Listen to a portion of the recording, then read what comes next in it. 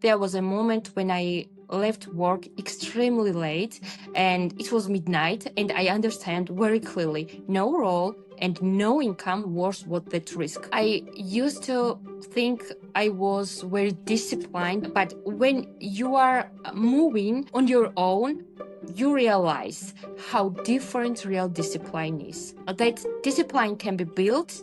It was for me because I was not disciplined, but it takes so much time and longer than people usually think about it.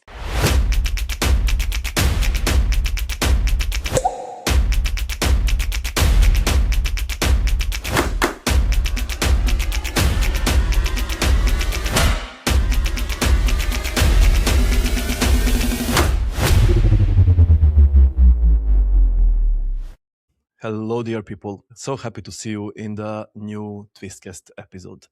My name is Peter, and today, as with every other episode, we go raw and unpolished. Today's conversation is about decisions. So, the ones that look logical on the outside, but feel uncertain on the inside. And my guest today works with growth, money, and risk, and expanding beyond that lately. But what actually interests me here is how people actually behave when the signal isn't clear. So today we are going to talk about what people do when they don't really know, but still have the choice. So I think it's time to welcome our today's guest, Sally. Welcome to the show. Thank you so much. Thank you so much, Peter. Let's start, Sally. So you spend a good time around numbers, risk, decision making, and more lately. So when did you first notice that most decisions aren't actually rational but emotional? Oh, I don't think there was any aha moment for me. It was not like one day and everything clicked. That was not. It built up over time. Working with SME startups and founders, I kept noticing the same thing. Most decisions are not made in calm moments. Most decisions are where there's pressure, and pressure to keep going, pressure not to slow down. And in those moments, people usually don't stop to look at numbers properly. They just move forward because stopping feels uncomfortable. So for me, it was about a sequence: numbers first, then clear thinking, and only after that comes instincts. Add on this, Sally, if you don't mind. So was there a moment at any that timeline or period of time where you realized that you were reading the wrong signals and not the market, but like on your own instincts? There was a very clear moment for me. It was in early December 2024.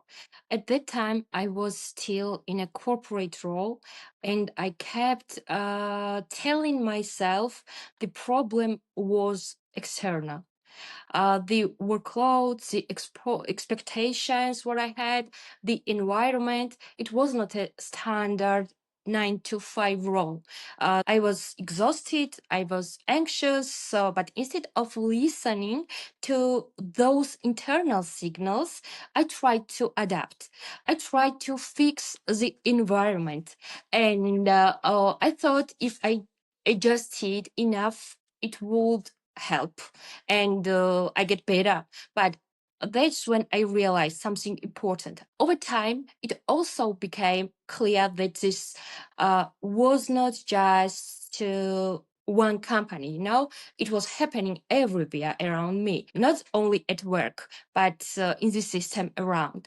I don't usually talk about politics, but the last few years made one thing very clear to me. I took a career break. That was a conscious decision. My well-being mattered, and I needed distance to then think clearly. I traveled to the Netherlands. I moved there for 3 months, and for the first time in a long while, growth really felt possible again, you know? So both personal and professional growth. By March 2025, I left my corporate role. Looking back now, I can say it was one of the best decisions during my life. At the same time, I'm very careful how I talk about this issue. I don't believe in overnight success. I don't encourage people to quit corporate without preparation. What really changed for me is how seriously I take internal signals now. I don't automatically push through exhaustion or discomfort anymore. I pause, I assess, and after all of that, I decide everything. So were there moments that you looked confident on the outside, but inside you were still unsure, but had to decide anyway if you're moving or not, or you were completely clear that this is the transition, this is the part that I want to change? What you said in early 2025. Honestly, that's a so good question. And I have my life lesson from my corporate role. And I remember that moment exactly. There was one situation that always comes to my mind. And I was working in SMEs, and one of my clients needed auto loan. I knew the procedure well, but I did not had experience how this process is exactly how it was working. And it was a large client, and my manager offered support so the deal would not be lost. And I relied on the support. In reality, no one stepped in. I did everything. On the outside, I stayed calm. Inside, I was very aware of the responsibility. So after that, finally, I solved this problem so well, and I learned one important lesson. You know, it's my life lesson, and I'm using it always, and I remember it always. When I have to make a call without full certainty, I lean in structure. Numbers first, then the process, only after that, judgment. That approach stayed with me and it helped me all my life. That was my life lesson and it helps me always. That's first of all a wonderful lesson. I think that many of us pass through that period of uncertainty in the very beginning, especially when we are young and Yes, inexperienced I was yet. just starting.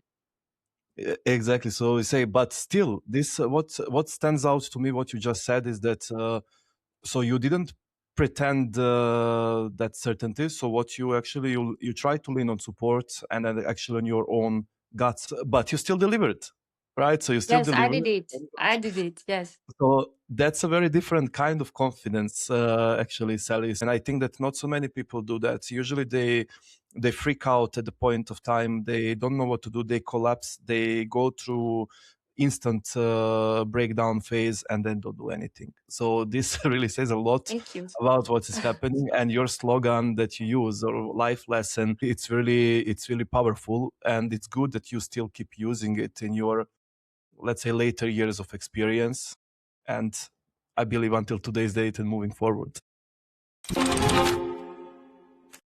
You work with people who want growth, or we talk to listeners who want growth.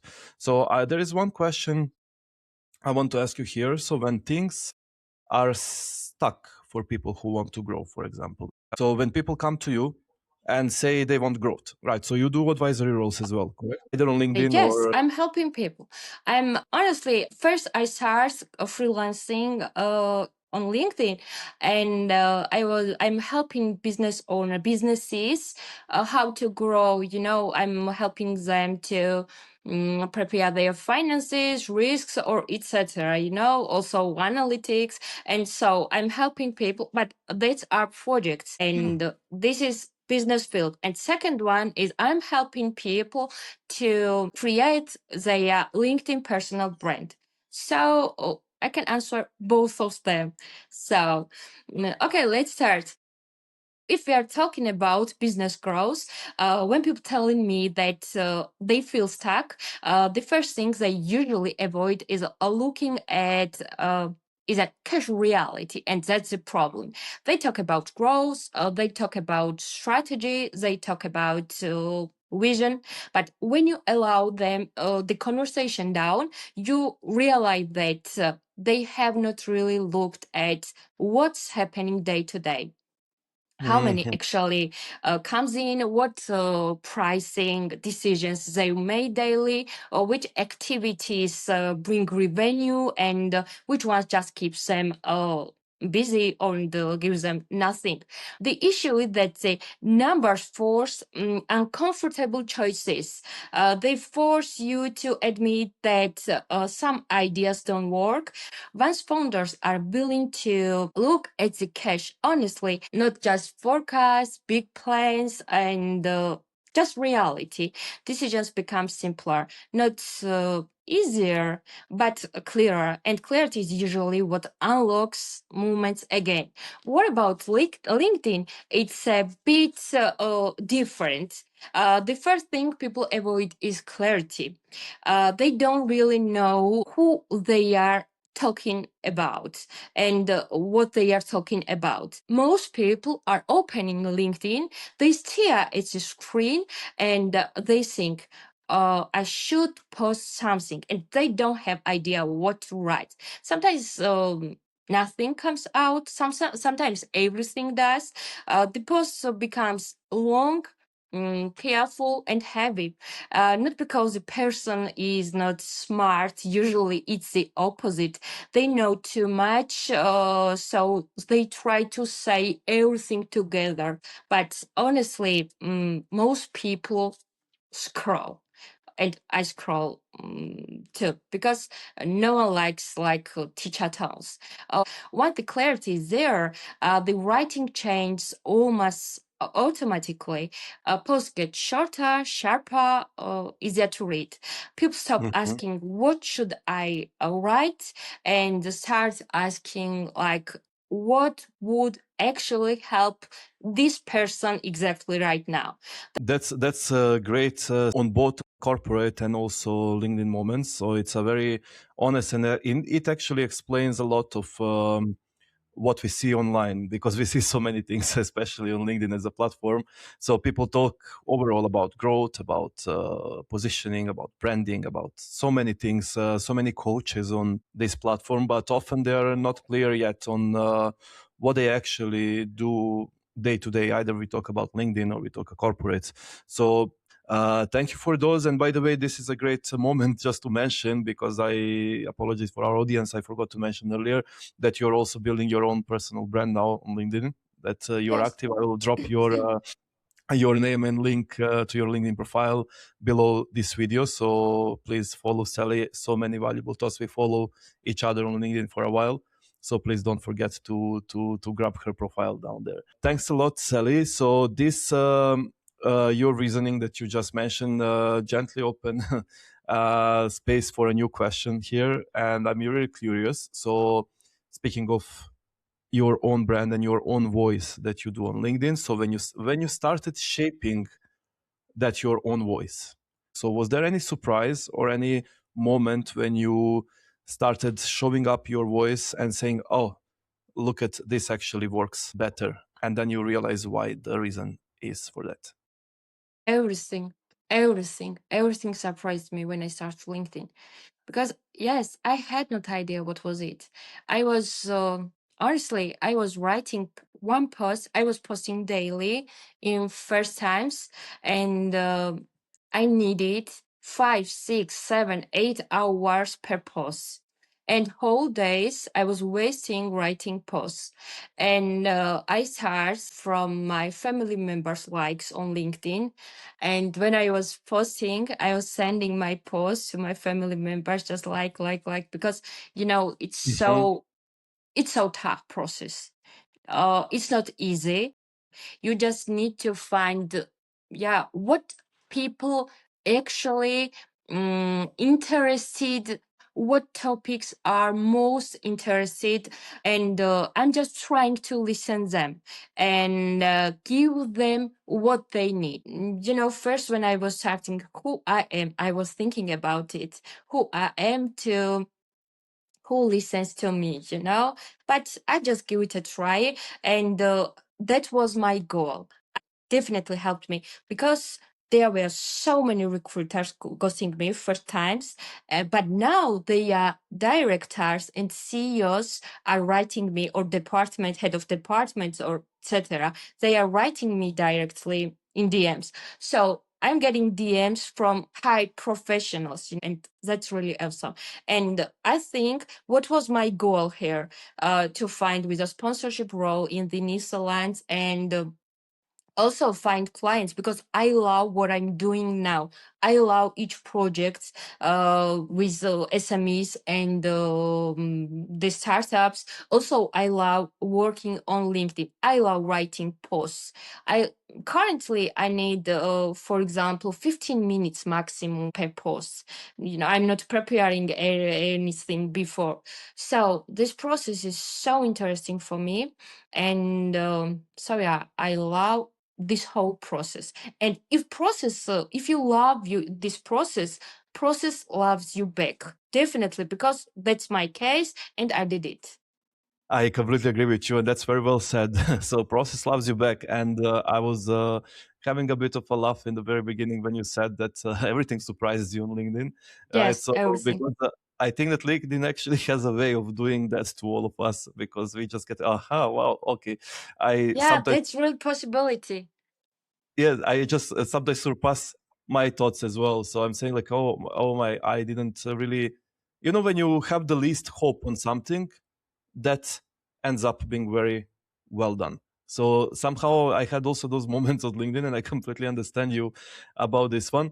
And good that you are transiting and that you do what you love, right? So what you're using your expertise and your logical skills and experience that you have gained in corporate earlier on, and then now you're shifting into something which is like a more open or more flexible that you can do. So, for example, doing on LinkedIn. So this actually brings me to another curiosity to ask you here. So I want to say that you worked in that structure, corporate, and then also in this open markets uncertainty.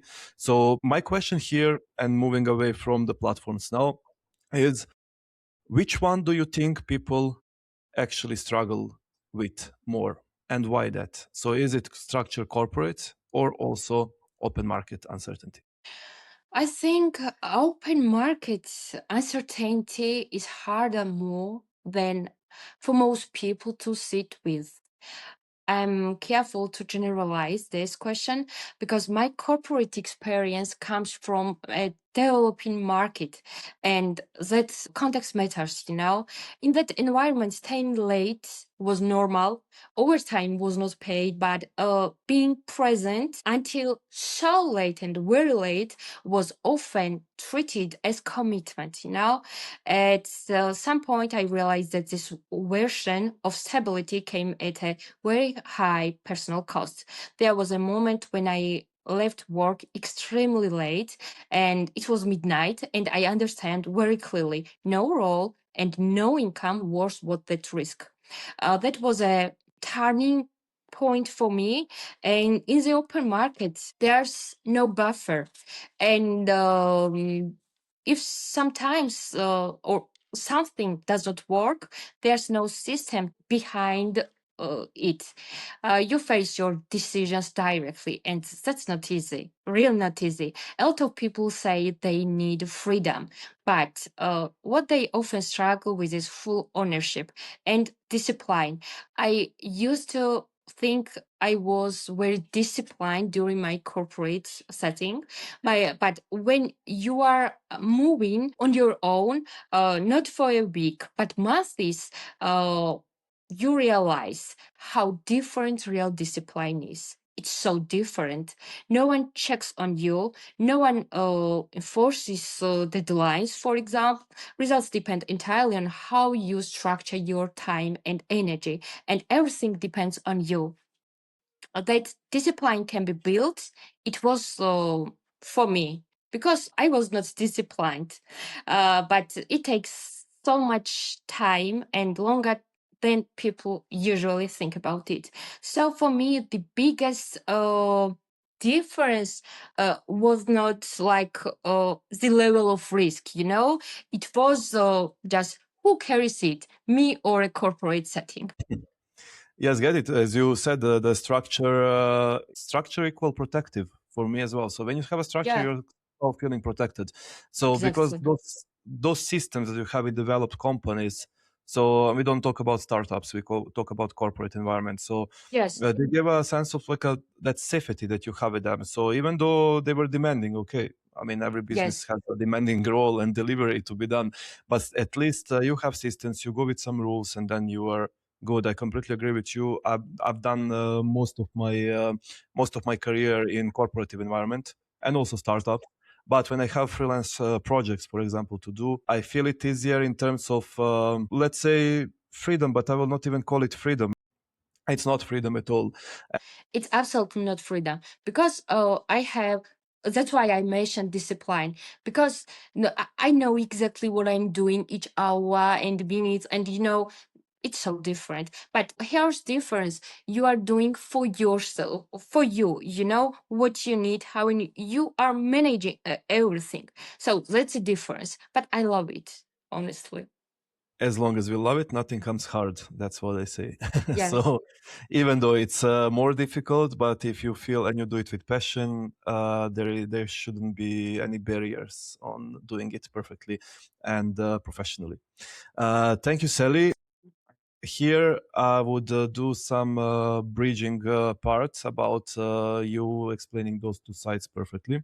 Considering it as one whole, is there anything about whatever you do or you have done or you are planning to do in the future, so value, risk, growth, or anything else that you are still sitting with, not trying to answer neatly yet? So something that you are still unsure about your path or your working experience.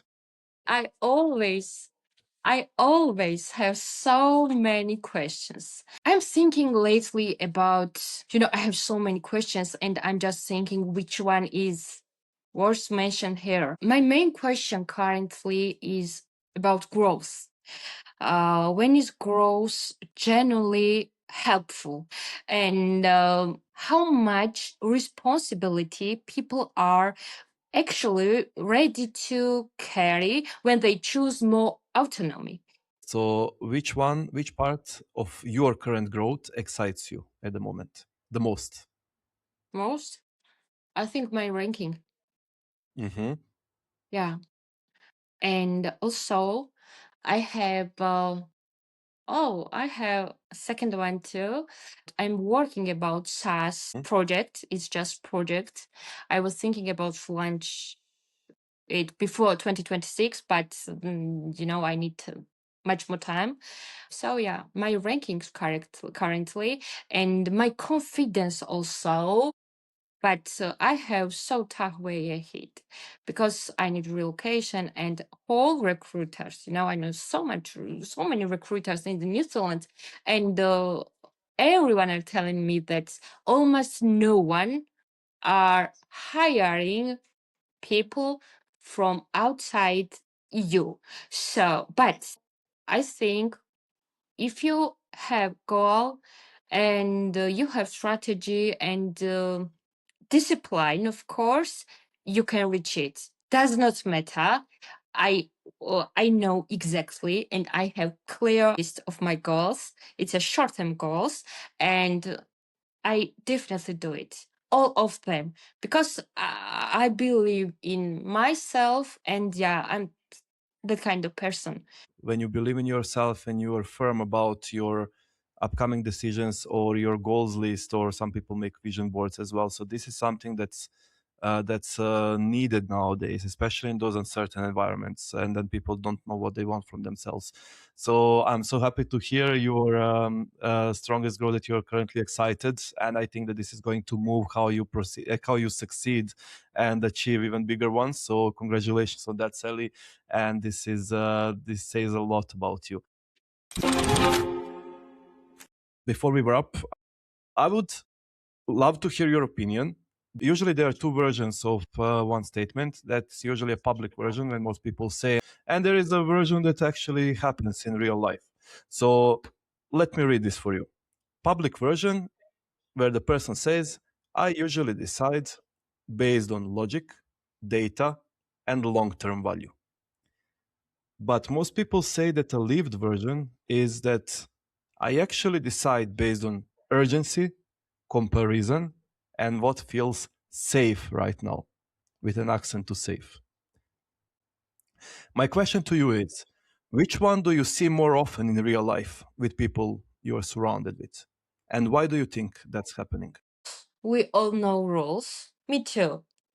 But usually, people, what I see most common is that people don't act like strategically, it's not happening in reality. We exactly know that data first, then logic, then it's and I always say that if person can have possibility to study from others life lessons, I mean that person is so much clever, but we all are studying from our own lessons. That's true. I can relate. So we are living in similar market environments, I would say, because here people also do the similar thing. People around me, for example, feel move with more what feels safe at the moment because they don't want to take a risk. But we know that risks sometimes make benefit. But most of people nowadays, I don't know, maybe because the market is uncertain, the environment is unpredictable. So not sure what happens. But for example, in this market, they usually go with something more safe, familiar, and controllable. They just want to move on with the safe side, and then later on think and take consequences if there are any. Yeah. Life doesn't give us lemons every single time. That's how they usually say, Yeah. right? So sometimes we need to go, as you say, life lessons. If you are coming from a tough environment or from milk and honey, this also dictates the rules, Sally. Yes, depends on where we are. Yeah. Currently, where I am, we are just surviving, and I think we have much more lessons, life lessons, than enough for just you, usual person in you or USA or UK or yeah. Depends on where you are exactly. Absolutely, Sally. And then lastly, before we wrap it, I would like to ask you for your voice to our audience, to people who are watching this show at the moment, and that would be not some advice or some takeaways. So just some nice, honest words from you for people making decisions in noisy environments and with real consequences. Okay.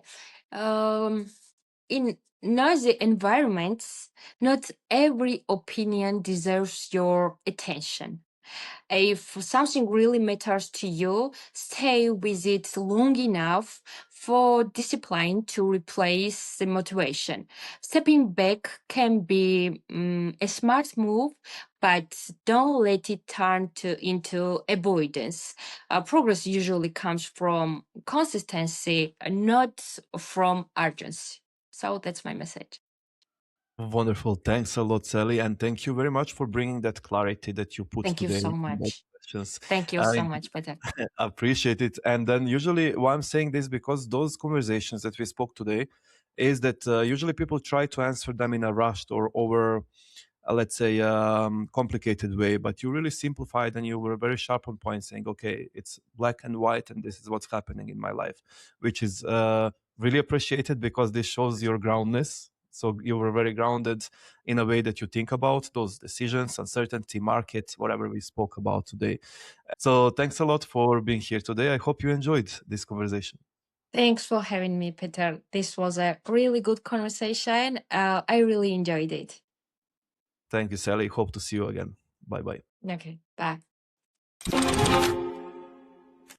All right, dear people, thanks for tuning in. Conversations like this are really great and really powerful that we had with Sally, and showing that growth isn't always about moving faster, because sometimes it's just about paying better attention.